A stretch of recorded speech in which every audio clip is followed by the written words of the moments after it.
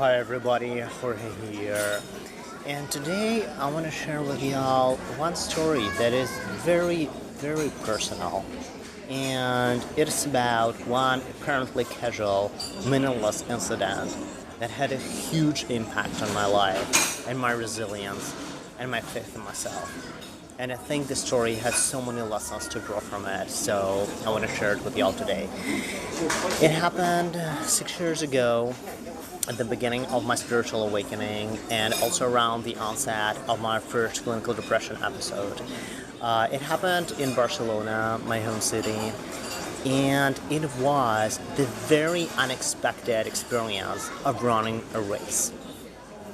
That day, I had to literally race against privilege.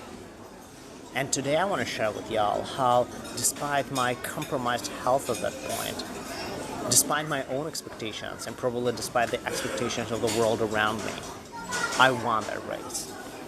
And why I believe that every person coming from disadvantage could do it. So as always, let me first sketch a backstory for you. It was the beginning of March 2013, and I went on a trip to Barcelona, my home city, for about a week in an attempt to reconnect with myself and to reverse the development attack of clinical depression, which was the first attack of clinical depression in my life.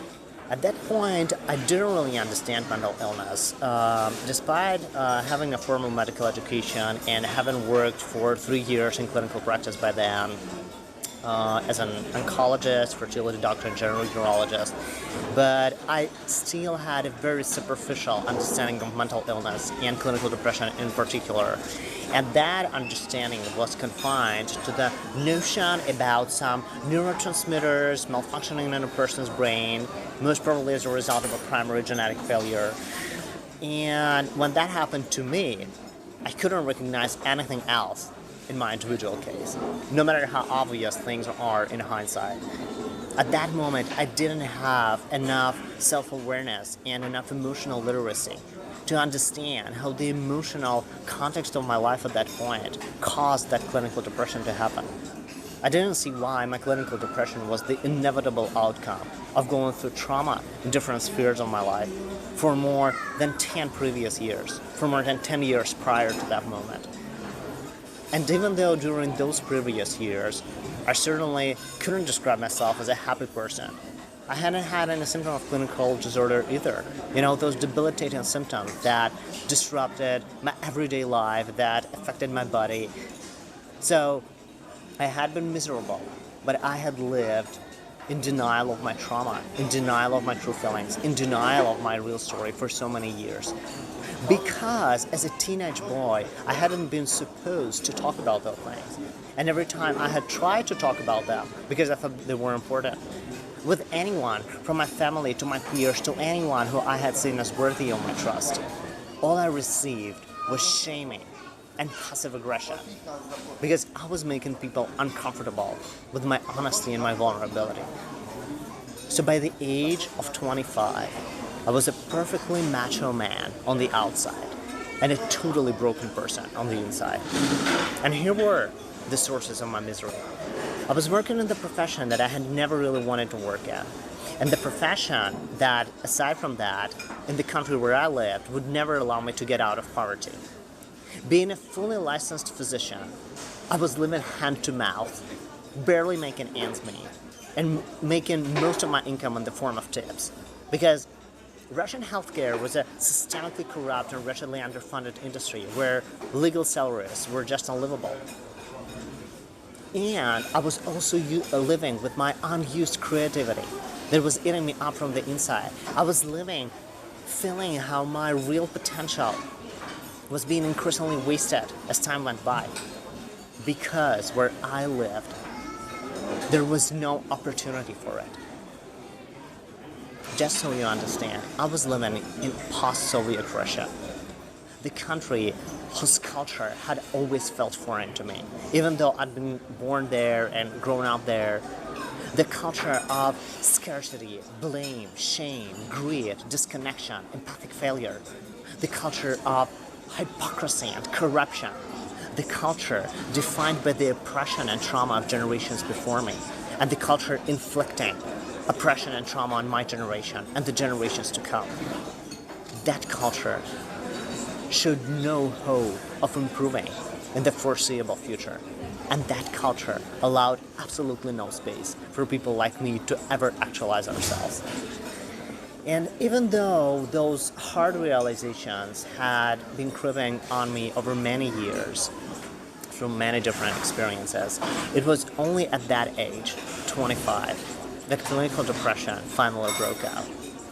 Because it was around that age that I finally got the evidence that my misery wasn't necessary or inevitable, that my trauma wasn't happening for some greater good, and that a better life existed, not just in my dreams, that everyone here made me feel more inadequate, but it existed on our imperfect earth.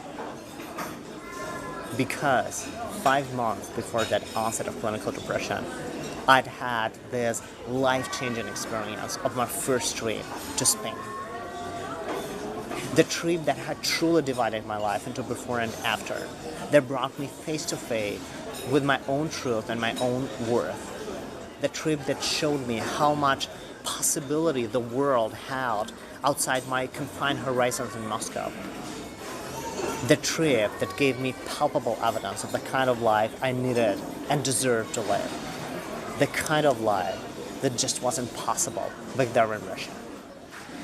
You know, it's a whole separate story why I had culturally identified with Spain and felt like Spain was my home country for so many years before I even came to that country. And I came here for a mere 5 days on the occasion of a pharma company-sponsored academic trip.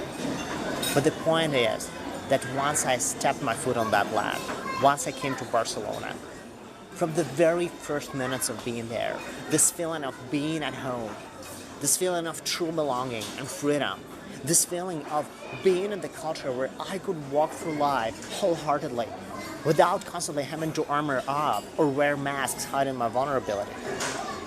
This feeling of being among people and in the culture that didn't require me to change who I was so I could fit in and survive, but demanded that I be who I was so I could grow and thrive. This feeling was so intense that despite my long-nurtured emotional ignorance, it could not be denied. Like at that moment, it just couldn't be denied. My heart just roared the truth into my mind, and that was the hard truth. The truth was that Russia had never been my real home.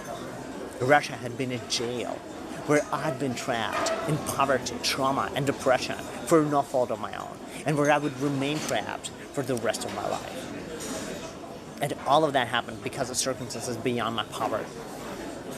But now that I finally learned where my real home was, and now that I finally got the proof that that real home existed, I was no longer lost. I just had to figure out a way to make it home. So when in November 2012, my flight back to Moscow took off, I looked outside the window on the plane over at Barcelona, my beloved city, so beautifully illuminated in the night, and I said, "No te digo adiós Barcelona, te digo hasta luego." Meaning, I'm not saying goodbye to you, Barcelona. I'm saying, see you later. And at that really hard moment, I had no idea how I was going to reunite with my beloved city, to find my way back home and to start my life from scratch here. But I knew I had to figure that out. Because here's the thing about truth. Once you see it, you cannot unsee it. Once you realize where your real home is, once you realize what your true calling is, once you realize who you love in truth, once you realize who you truly are, once you realize those big truths in life, there's no way back to this point of unawareness. Like you cannot do that.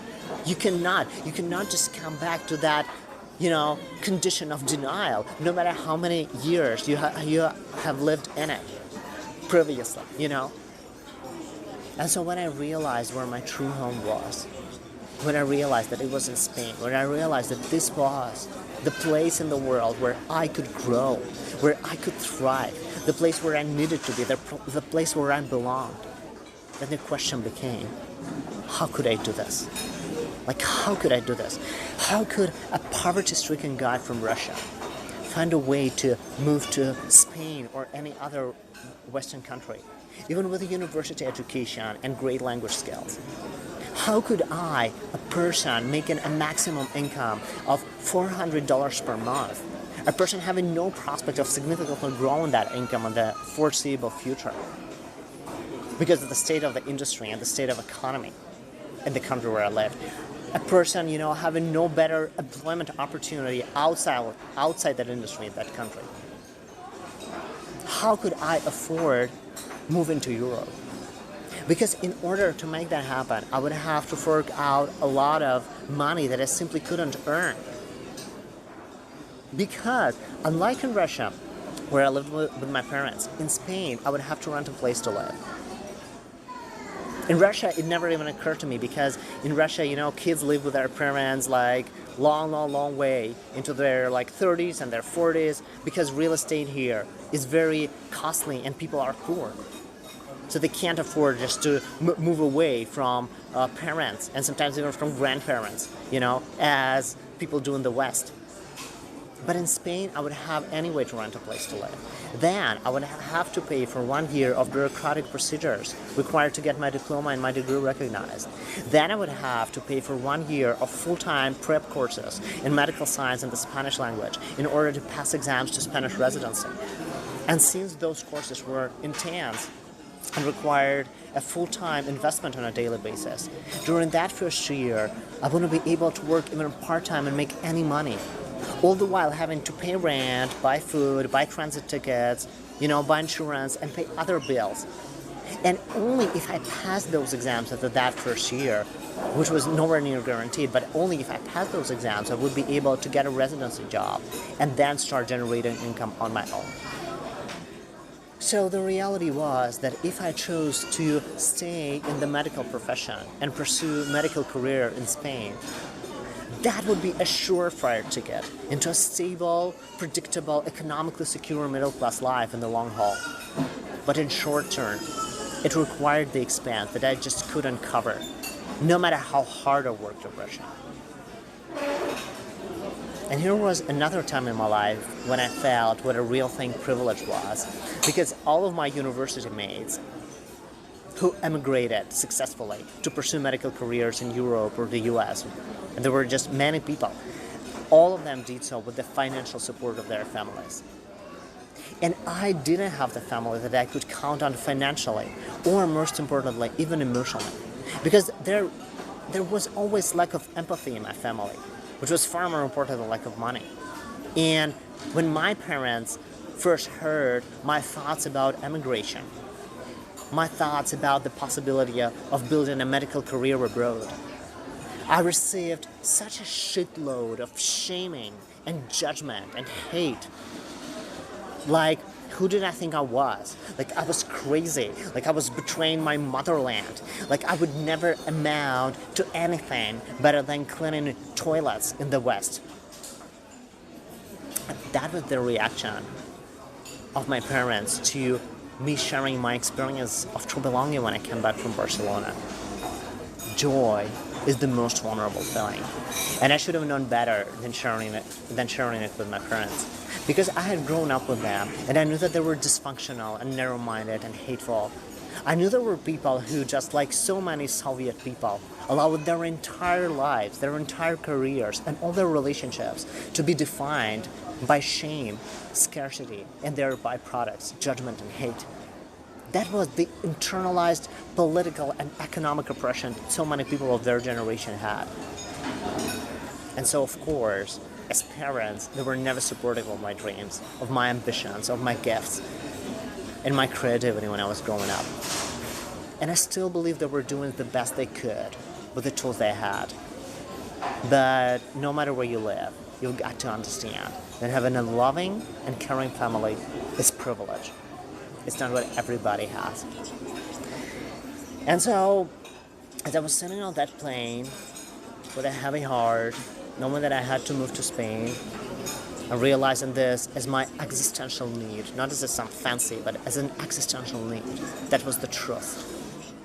And understanding how much possibility that would open up for me, and feeling how blocked all of that was by my current socioeconomic position.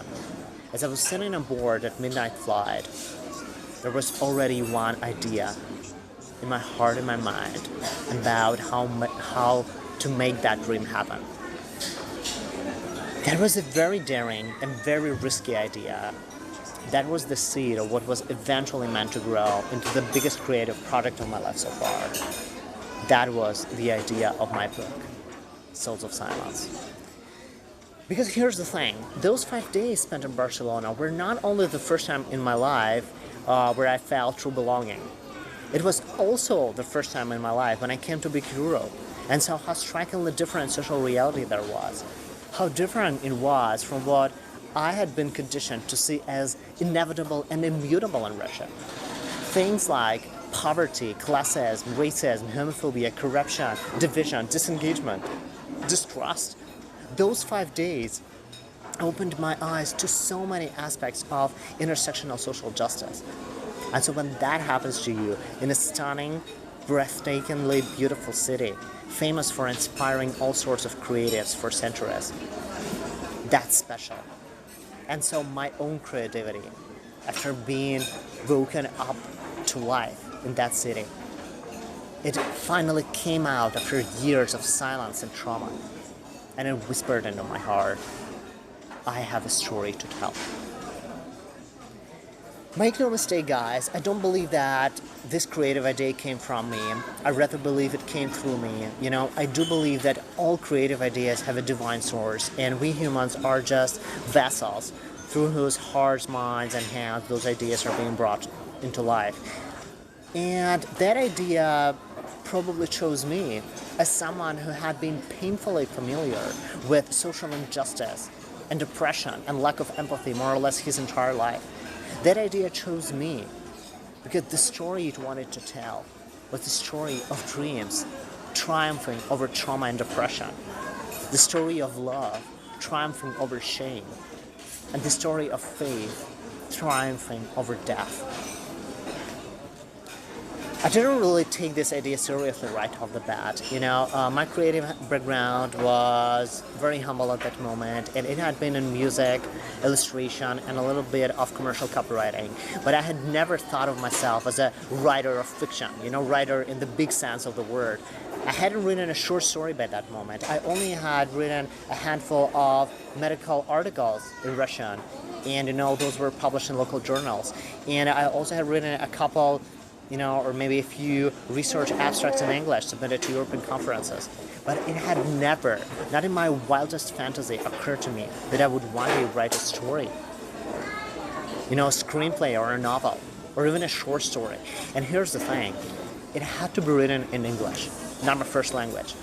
Because the creative idea said that it would be a love story of two men that I would somehow have to write from a straight person's perspective. Like, how cute that sounded to a person who had been raised in the culture where homophobic cruelty was one of the biggest measures of his masculine worth. And that story would obviously have to do with homophobia and heterosexism, and also, according to the plot that was maturing in my mind, it had to do with classism and immigration and corruption and other political issues. It wasn't sort of an easy book to write. And how the hell was I going to do that? And of course, even if I did that, why would I write that story in Russian, the language of a country where a story like that would just never be published? Because it addressed exactly those problems that the government in this country worked very hard to conceal. So when I came back to Moscow and that idea of this book started to grow in my mind, like a seed growing into a tree, crystallizing with increasing clarity, I was just scared. I didn't think my English was good enough. I didn't think I could be a writer. I didn't think I had the authority to write such a book without a degree in political science or social science. There was a lot of imposter shame in my heart. But then the idea just crystallized more and more and more, and it haunted me in increasing detail, as if saying, Jorge, you may not believe in yourself, which is not surprising given the life that you have lived here, but I fucking believe in you. So just sit the fuck down and start working. And by Christmas 2012, as the idea didn't go away, I finally said, okay, I'm gonna do this. I'm nowhere near sure what will come out of it. Most probably nothing. Even if I get to successfully write and finish this book, how the hell am I ever going to publish it? Like, I don't come from privilege. I don't have any connections in that industry. I don't have a penny in my pocket. I don't live in the West, the place of opportunity. But then, my wild heart responded. That's exactly why you must write this book, Jorge. This idea wasn't given to you by God, the universe, whatever you call it, just for the fun of it. This idea was given to you at the exact point in your life where you realized your existential need to leave Russia and start over in a better place. And there was no way I could ever make that happen just working in a normal job, like the one I worked in, or like the ones that my university peers worked in other hospitals, or like the ones that the majority of people worked in this country, for that matter. There was no, from my position, there was no linear evolutionary path to the change that my life needed. That radical change in my life could only happen with a breakthrough.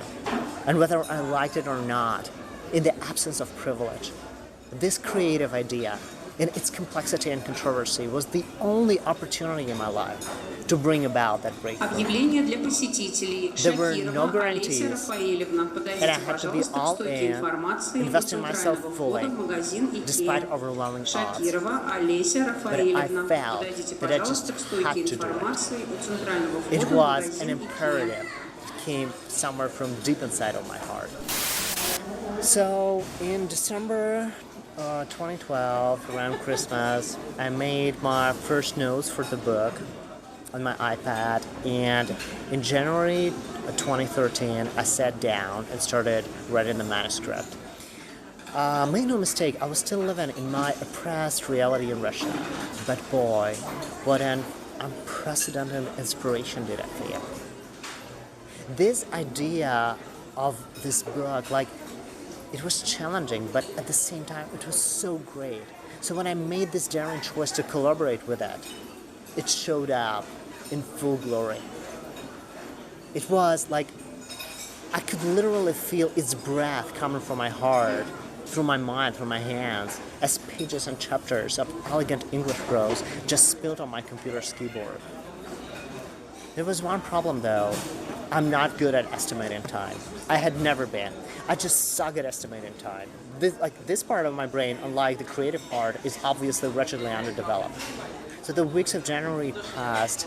I came back home from my hand-to-mouth day job and wrote every night, but there was just no end in sight. Despite my original thought and my original vision, this wasn't meant to be a short story.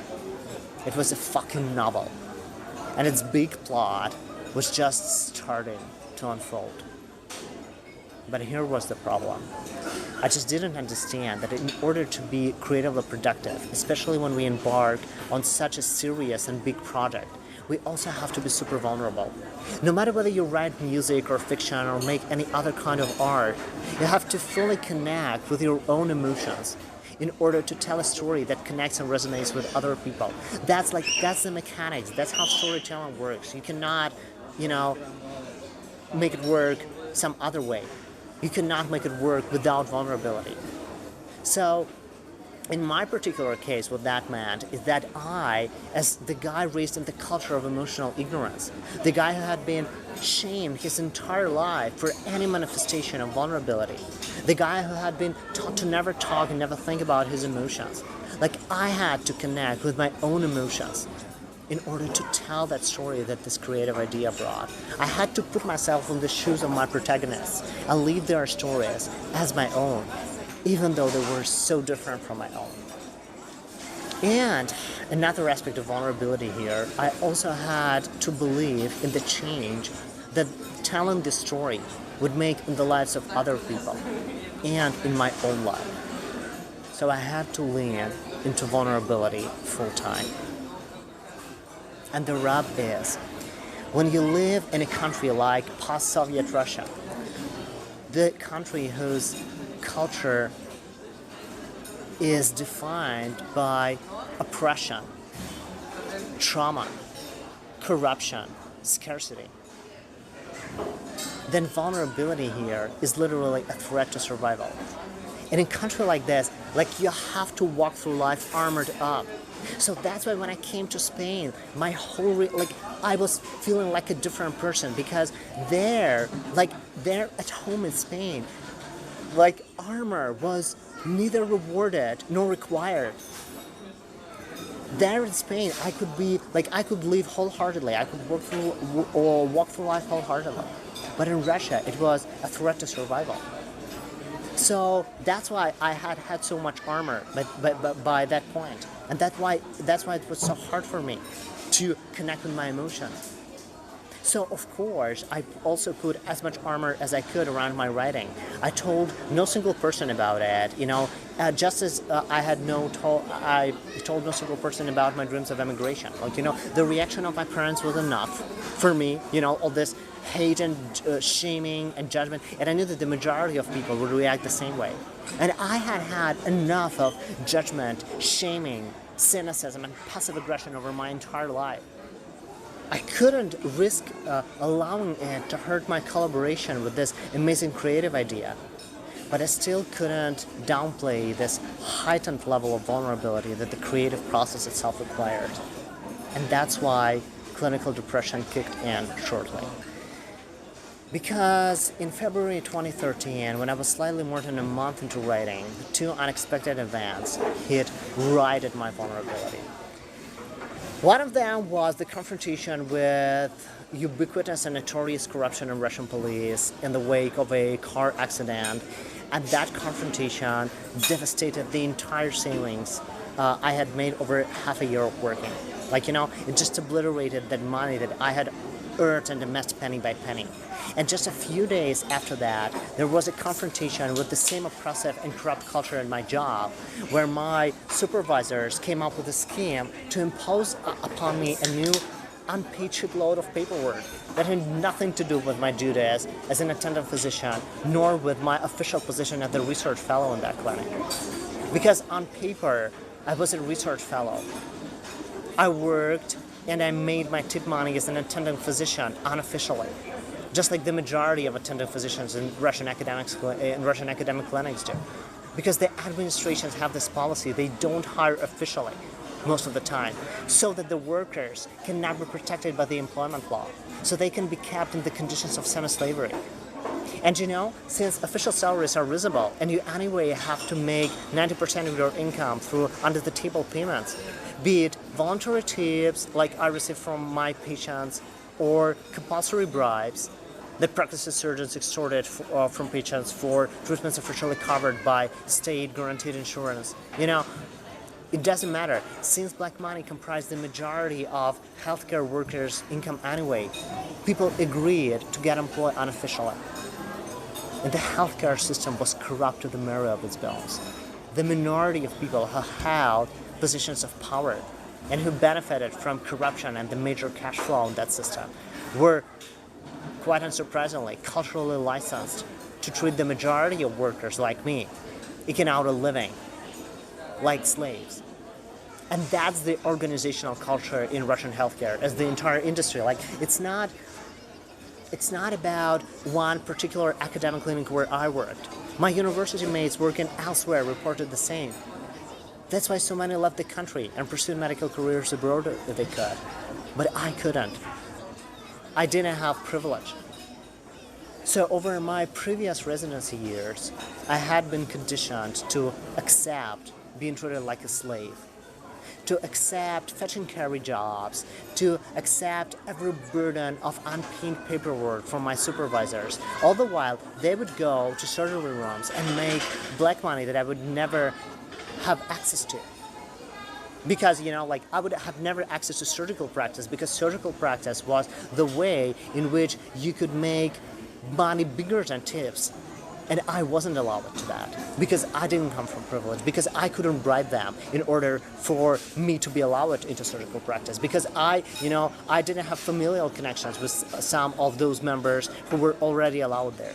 And so for people like me, no matter my diploma, no matter my qualifications, I just wouldn't have access to that. But here's the thing, that was in residency. But now, in 2013, now I was a fully licensed physician, and I was having none of it. I wouldn't accept an unpaid burden of work requiring 3 hours of time every weekday. Even with the humiliation itself put aside, I simply didn't have that time because I was writing my book. The only thing that could bring about a long-needed change in my life and the future that I deserved.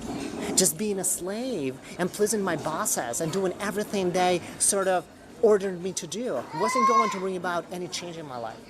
And writing my book was this opportunity. It wasn't a guarantee, but it was the opportunity. And so even though no one at that corrupt place knew about it,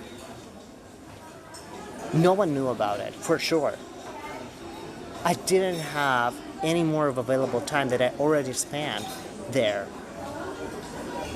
which was already a lot, 80 hours a week, including one 24-hour shift every week. So when I learned about that scam, I confronted my supervisors and the head of the department in a civil but very straightforward way. I set boundaries, I said no, and I also said very respectfully that it wasn't okay to sign me up for any additional job without me knowing about it, and then just talking to me about it as a matter of fact. And in response, my supervisors promised to ruin my dissertation. Because they didn't expect me, they didn't expect that reaction, they didn't expect me to respond that way.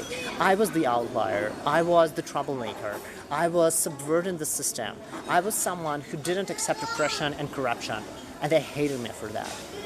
They also had hated me previously for other reasons. They hated me because I was someone who had best academic performance, which didn't translate into any career promotion in that corrupt system, but still.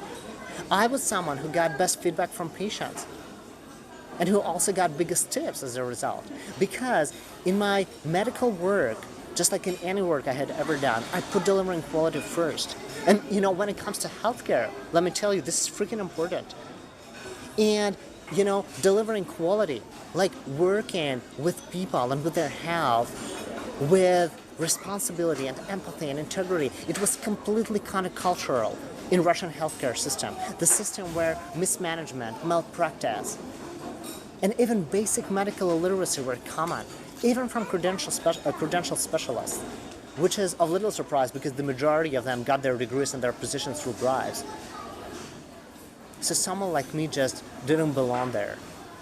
But those people who hated me and who threatened me had real power in that system. I didn't care much about them ruining my dissertation, but they could also effectively block me from working as an attending physician, which was the only source of income in my life, as small as it was. And basically the only reason why I kept working there. With emotions put aside, I was in fact very economically vulnerable. And if I changed that job for another job in Russian healthcare, it would be, the same shit sandwich. Money-wise, culture-wise, because oppression and corruption were systemic things in this industry, and in this country for that matter.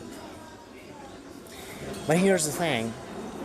Those experiences, like confronting corruption in Russian police and then confronting this oppressive culture in my job, they were not particularly new to me. I had lived in Russia my entire life, and I had known full well about the corruption in Russian police or the corruption and oppression in my job, but I had been conditioned to see those things as necessary, inevitable, and immutable. And so incidents like those wouldn't have affected me emotionally that much if that had happened, like 1 year before my spiritual awakening, before me finding my true belonging, before me finding my home in Spain, before me seeing how medicine worked in Spain, and how life worked in Spain in general. And before, most importantly, me making this daring choice to reconnect with my creativity as my true purpose. And all the more daring choice to envision a future abroad based on it. And start working towards that future, which was exactly what I was doing through my book. So I wouldn't have been affected 1 year before, but now the whole thing was different. Now I was super vulnerable because I was in the midst of the creative process. Now I was super vulnerable because I also knew for sure that my misery wasn't necessary or inevitable and that a better life existed. But the tragic thing that I realized after those two experiences was that this better life in a place of opportunity like Spain or America was just far too outside of my reach.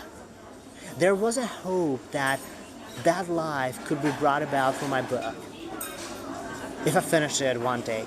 But that was just a hope, not a certainty. And the success of that enterprise depended on so many factors outside my control. And even in the best case scenario, it was too far in the future. Whereas my trauma was here, and it was immediate in its toxicity. So I could have dreams about a better life in Spain, but now and here, I was trapped in Russia, in a place and a culture and a job of corruption and oppression. And now and here, there was no better alternative. That's when clinical depression kicked in.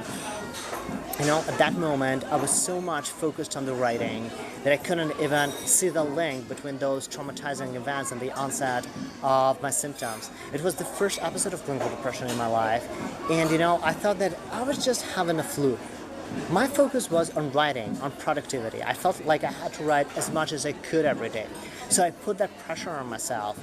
And, it was understandable, given the meaning that this project assumed for my life. Even in the absence of any guarantees, it was the only way for me to get into the better future that I needed.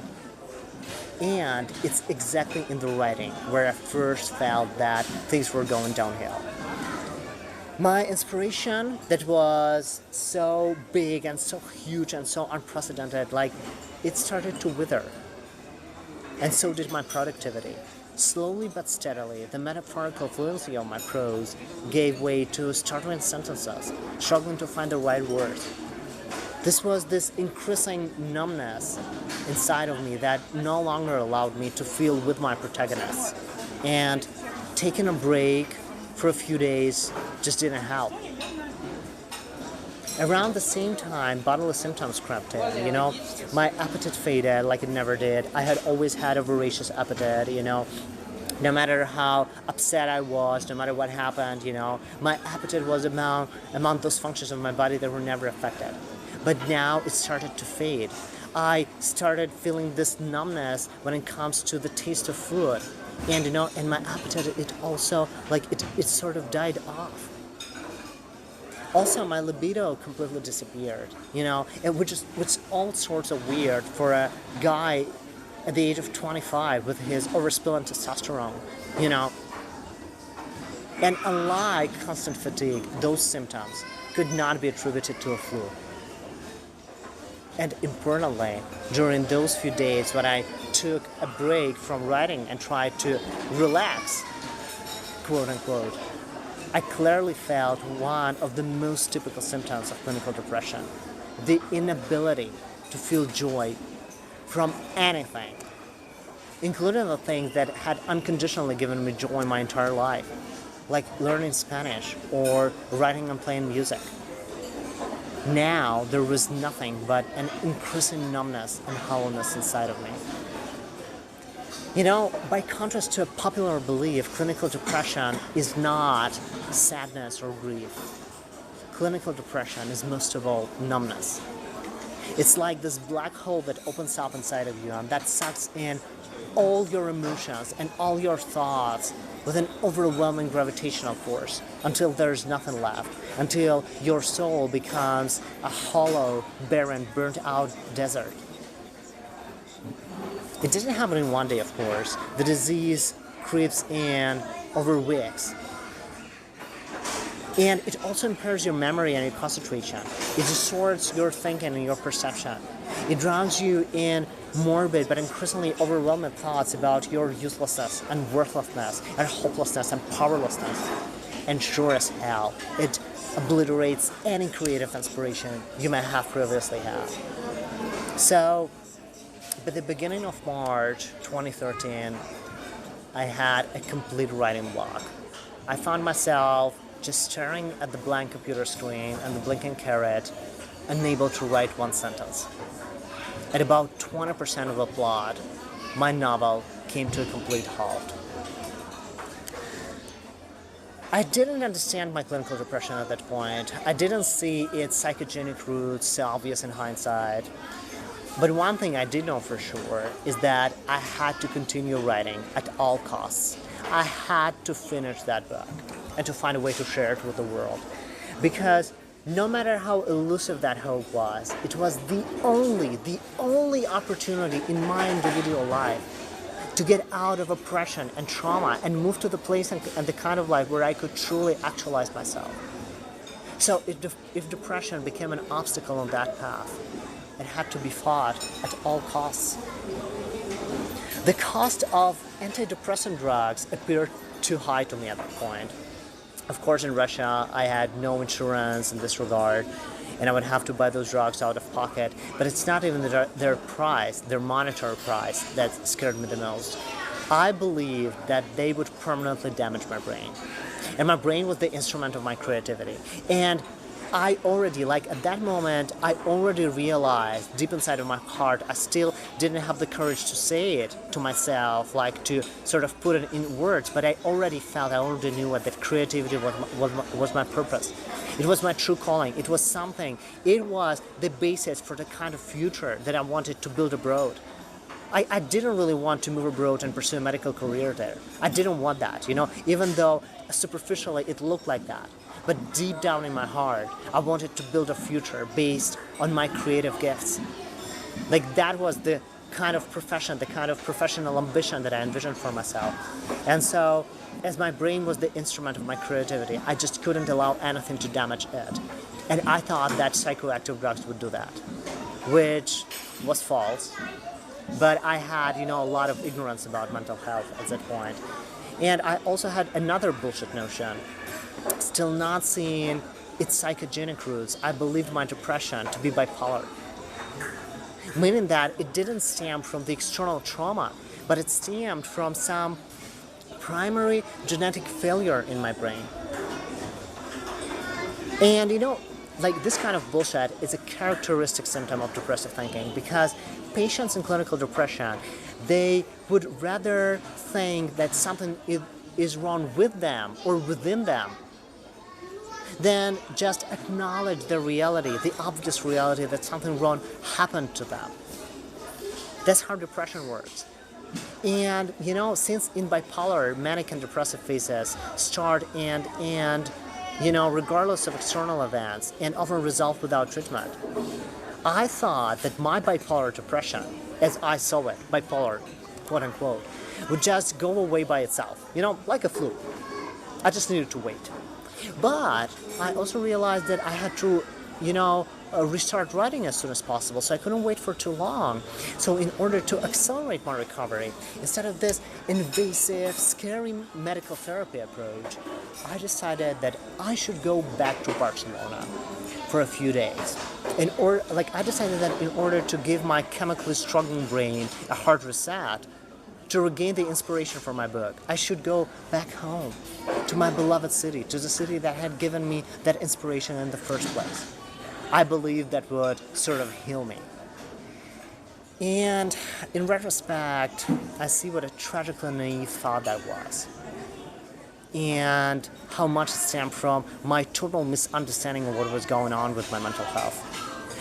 Because I still lived without really understanding my story, without understanding the truth about my trauma, and by consequence, without understanding the truth about the inspiration and the sense of belonging that I had felt in Barcelona 4 months before. I still didn't understand my pain and my joy, and I still didn't own my story. And developing clinical depression, the first attack of clinical depression in my life, was how my story finally owned me.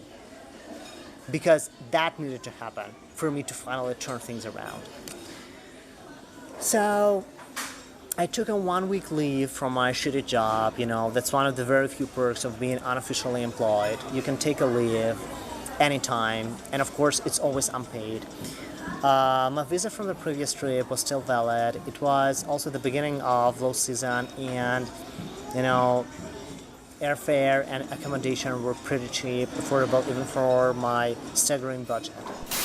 So I booked a hotel room, I booked a flight, and despite fierce shaming from my family, who just shamed me for squandering money, and they told me like, who did I think I was to travel abroad oftener than once a year?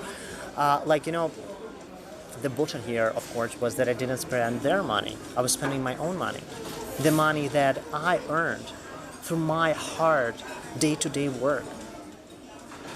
But even though this shaming was bullshit, it very much reflected the kind of familial relationship I had always had with them. And it also, like, at that moment when I was in the midst of my vulnerability, and my vulnerability was already used to hurt me, that shaming threw on a good ounce of gasoline into my developing depression. But I left nevertheless. And that trip, although technically being a homecoming, unfortunately only exacerbated my depression. Instead of being a remedy, it became a tantalizing torture because I didn't really understand my need. My existential need at that moment was to move to Spain and to start from scratch there. Not just to come there for another week as a foreign tourist with a visa allowing a limited stay. That was not what I needed.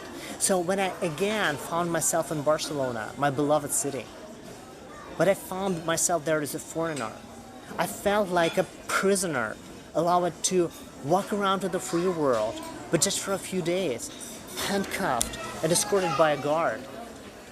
And that I was. I was a prisoner. I was the prisoner of fate. I was the prisoner of disadvantaged circumstances that I had been born into, that I saw no way to get out of at the moment. My life in Russia, my life in poverty and depression, socioeconomic oppression, the life that I inevitably had to come back to, felt like a jail to me. And I had gotten that lifetime sentence for no fault of my own. So my depression only got worse in Barcelona, and it was there that my sleep started to be increasingly disrupted. I had normally slept about 10 hours every night, if not woken up with the alarm.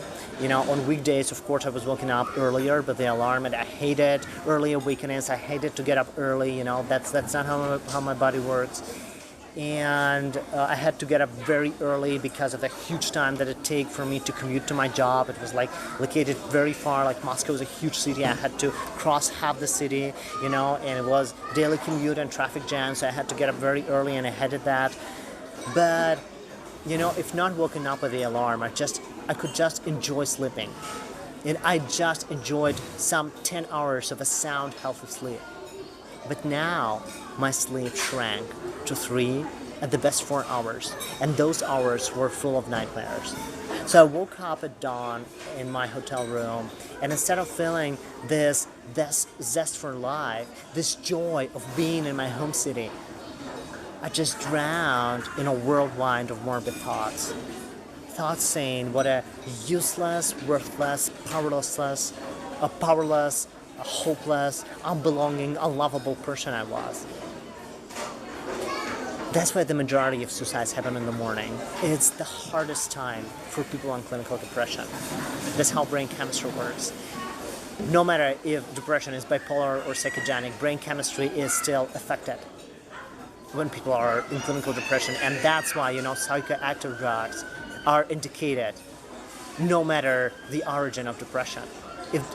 If the clinical depression is severe enough, medical therapy is absolutely warranted. But I didn't know that at this moment. And one day I was lying in bed and in my hotel room, realizing that my days in this city were numbered, and I thought, okay, I wake up early, I feel totally sick, unable to feel joy, I can't do anything about that. But you know what? I'm going to flip this around. I'm going to use this fact of early awakening and the fact of being in my home city, even for the small number of days, to make one of my dreams come true. Because I already had a lot of very specific, very graphic, highly visualized dreams about living in Spain, about what my life would look like in Spain. Because before depression, I had this very powerful ability to manifest, to imagine my better future in thorough detail and mentally transfer myself into that future. That was one of the ways my creativity worked. So I saw no realistic way to move to Spain, but I already imagined in high definition, the kind of house I would live in, the kind of food I would eat for breakfast, the kind of commute I would use, and also the kind of workouts I would have every day in open air. Because here's the thing, I love sports. Sports is one of the greatest loves of my life. Perhaps it's the second greatest love of my life after creativity. And I'm very athletically inclined. And I almost never had access to sports growing up. Because of the way my parents chose to spend money when I was a kid, my athletic talents had never been a priority there, just as my creative talents had never been supported. So I only became a competitive swimmer in my college years, but after I graduated from university, even access to regular swimming workouts was lost. And of course, gyms in Russia had always been far outside of my financial reach. And of course, there were barely any playgrounds for outdoor exercise in a country where there's snow and temperatures below 40 degrees Fahrenheit for the majority of the year. That's the climate of Russia. But at home in Spain, everything was different. Everything was different. One of the things that struck me the most during my first coming was, this huge number of people working out outdoors. Of course, unlike in Russia, there was this mild, warm Mediterranean climate. Of course, there was the essential infrastructure like parks and playgrounds and bicycle lanes and running tracks. But even when it comes to indoor gyms, I dropped by a few during my first trip, and I learned that their memberships were priced 3 to 4 times lower when compared to Russia. All the while, the average income of Spanish people was 6 to 10 times higher. Can you imagine this asymmetry? So what that meant was that access to regular physical exercise was what the majority of people in the Western world had. While in Russia, it was the privilege of the few. And I wasn't among those privileged few. So one particular dream about my better life in Spain was that every morning, before having breakfast, before going to work, I would wake up early and come to the beach and take a jog. And I knew I wouldn't be lazy to do that because I loved the sea. I was just madly in love with the sea. I loved its sand. I loved, its picture. And I enjoyed literally every second that I spent at the seaside. And taking those jogs, as I imagined, would every morning inspire my energy for the day to come. That better life in Spain never came about, but now that I was in Barcelona, even clinically depressed, even nearly financially broke, that morning I decided that I would take a jog by the beach. So I got up, threw on a t-shirt and sweatpants, got into the subway, rode a few stations to the beach. The weather was wonderful. The air was crisp. The sky was clear. I remember this day like yesterday, the sunlight, it felt so warm, reminding of the spring that was coming. And when I came there, through the thick, dark mist of major depression, I smiled. I just smiled. Because I felt how much I loved the city. I felt how much I loved that sea. I felt how much I loved those freaking palm trees lining the Columbus Avenue. And how heartbroken I was that I would have to leave it all in a few days and go back to the jail of my existence in Russia. But now, here I was. So I cranked up the music in my headphones and I started to run, hoping that this crisp air and these vibes coming from the sea that I love so much would heal my sickness and again inspire me to work on the book. I had barely run a 300-meter stretch before I started feeling increasingly short of breath. Major depression is not only a mental disorder. That's another popular misconception. Major depression is also a bodily illness, even when it has psychogenic origin. It makes you physically weak. And I couldn't believe that. I couldn't believe it when I felt short of breath. I was 25, a competitive swimmer. I had never smoked. If anything, my heart and my lungs were perfectly healthy. And I knew that I used to run for 5 to 6 miles without much effort when I had gone to, short seaside vacations in Bulgaria a couple times before. So going short of breath in less than half a mile made no sense to me. But it was real. It was my sickness, and I could do nothing about it. I couldn't run further. I couldn't enjoy the workout. I couldn't enjoy the weather. I could no longer enjoy being in my city. Even for that very short time, my sickness just devastated the spark of joy that I had when I come to that beach, and it devastated this jog as one of the dreams about my better life, just like it devastated my ability to write the book. So I was dragging myself further along the seafront, panting, refusing to stop, refusing to turn off the music. And then this happened. I looked back and I saw this Spanish guy approaching me from behind. He was running on the same track. He sported a dark green Nike running short and black shorts with green stripes. He had a professional heart rate monitor on his left arm. His picture was burnt into my memory in HD because of what followed. Because it was at that moment when I saw him that I realized how much I just didn't belong there. Only after I saw his professional running outfit, it occurred to me that people working out there were middle-class Spanish people. They all had dedicated workout outfits and professional gadgets. And I sported a plain $5 t-shirt and cheap sweatpants whose colors didn't even match. I didn't have a heart rate monitor. I didn't have a workout routine created for me by a fitness coach. I didn't even have running shoes. I was running in my everyday all-purpose casual sneakers. So I felt like I looked like crap. This wave of shame came just flooding upon me. Shame is a dominant emotion underpinning clinical depression, and it's absolutely blown out of proportion in that condition.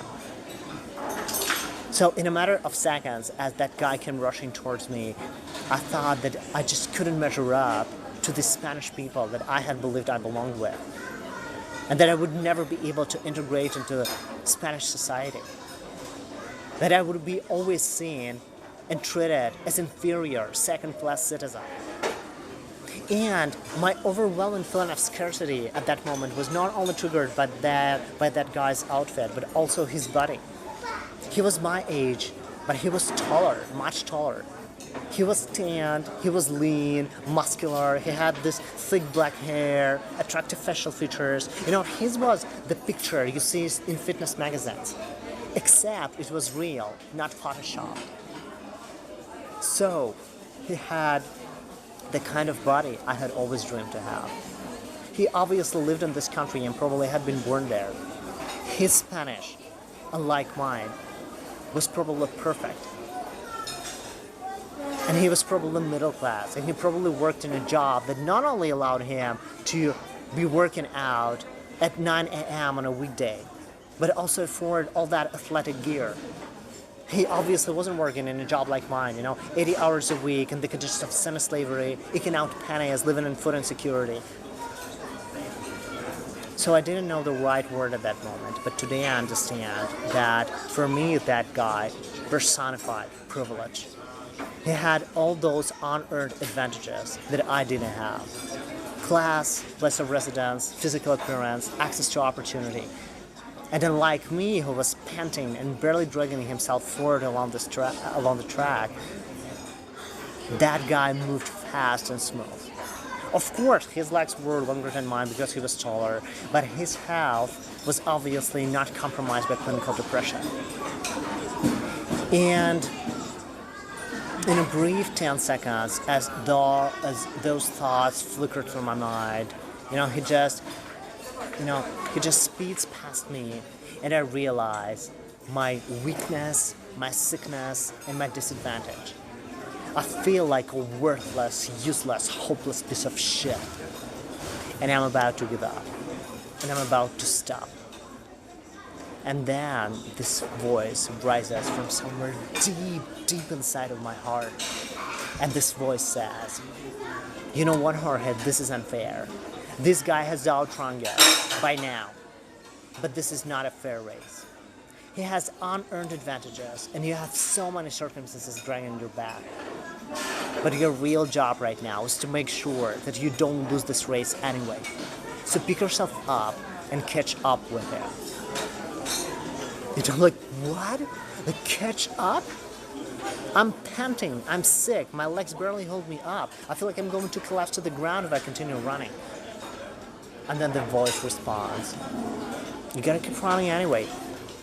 Giving up is just not fair. This is the race of your life, Jorge. If you outrun him by the end of the track, you will win a ticket into this better life that you need so much." I heard that voice. I don't know, I swear to God I heard that voice. I don't know if that was God's voice or it was, my creativity challenging me, to win the unwinnable race. Pretty much the same race that I had to run with the book. I don't know. But I believe that voice. So instead of stopping and dropping onto a bench, I picked up speed. Even panting, I picked up speed. Predictably, I felt even more short of breath. My legs were giving in, and what I saw very soon was that despite my best effort, that guy still moved further and further ahead and away from me. He had privilege. But then the word unfair echoed in my mind over and over again, and it didn't allow me to stop. This was the race of my life, the race against oppression and trauma. And however damaged I was, I had to persevere. I had to run that race like my life depended on it. Because it fucking did. So I pressed further. I just pressed further with blood drumming in my ears and my heart pounding like it was about to break my chest. And slowly, very painfully, in 5 minutes, I saw that I was catching up with him. But there was still too big of a distance between us, and the track was ending in half a mile. Again, I felt like despite my best effort, I was losing the race. And then again, I pressed further. There was no way I could stop. There was no way I could stop, not even for a moment. The time was ending, running on fumes. I refused to stop. And about 50 meters before the finish line, I outrun him. At the very last moment, I won the unwinnable race. I won the race against privilege. So, almost immediately after this finish line, I stopped running and, I just threw off my t-shirt, soaked in sweat and dust, and I just collapsed on the sand. I was feeling horrible. I didn't feel any joy or gratitude. My depression wasn't even alleviated a bit, never mind healed. But I remember that I just looked up at this wide, clear, blue sky, like wide open above me. And I realized that no matter how horrible I feel, that doesn't change the fact that I still won that race. And that guy probably didn't even notice me. Or even if he did, it barely occurred to him what it all could mean for me. Because to not be aware of the reality of the race and of the effort that people coming from disadvantage have to put forward in order to keep up, never mind to win. That's the first function of privilege. But that experience taught me a lot about life. It taught me that no matter how disempowered, how oppressed, and how depressed we are, we can still move forward in life. And if we're perseverant enough, we can even win the freaking race.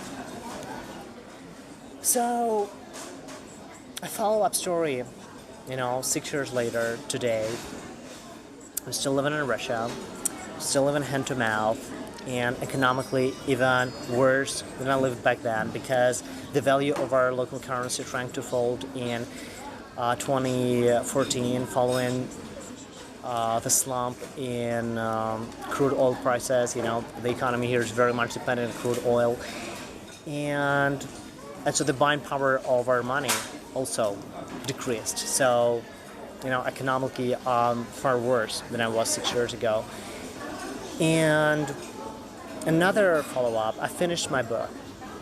Despite 2 episodes of multi-drug resistant clinical depression, I finished my book, and that book turned out to be greater than I ever dared to imagine. And after 4 years of networking, I still haven't found the opportunity to publish it. I haven't found this opportunity yet, because when your book addresses uncomfortable topics like homophobia, mental health stigma, corruption, medical malpractice, classism, immigration, it's hard to find people in America who are willing to use their power and their connections to help you with it. It's just hard, even when those people portray themselves as social justice advocates in the public eye. This story, the story that this book has to tell, and also my personal story that I inevitably have to tell as I talk to those people, it called their own privilege into question, and most of them live unaware of it. So they have been slamming doors and building walls in my face over these 4 years, invariably sugarcoating their hypocrisy and their cowardice in niceties, making me again feel powerless and worthless, making me think that my work is useless and that I make up the problems that it addresses because their privileged assets are not affected by those problems. That's how they believe. So I still live in an oppressed place and in an oppressed position, away from my home country, away from working in the profession where I could actualize my real gifts. My life in Russia had never been life, actually. It's been survival, and so it continues to be. So every year, I don't celebrate my birthday. I don't celebrate Christmas. I don't celebrate Thanksgiving like normal people do. As this calendar marks come and go, I only realize that I'm getting older and that none of my dreams come true and that I can't make them come true on my own. And every person who can change things for me carefully avoids to do that because of their privilege, hypocrisy, and greed. And in this race called life, I feel like I'm increasingly lagging behind. It gets increasingly hard for me to believe that I will ever find a way to move abroad and to make a successful career that I had always dreamt to make. But you know what? I don't forget the key lesson from the race in Barcelona seafront. I keep running. I keep looking for new people. I keep making content and putting it out there. I keep leading meaningful conversations about social justice in real life and in social media. So when around my 30th birthday, I was diagnosed with a skin tumor that is most probably malignant and that I have no opportunity to get adequate treatment for here in this country. These news didn't stop me either. The prospect of death didn't throw me into a new episode of clinical depression.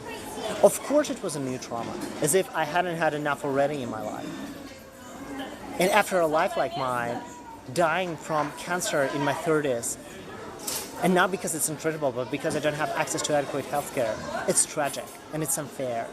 But there's been plenty of unfair in my life, and unfair doesn't stop me. Unfair only makes me run faster.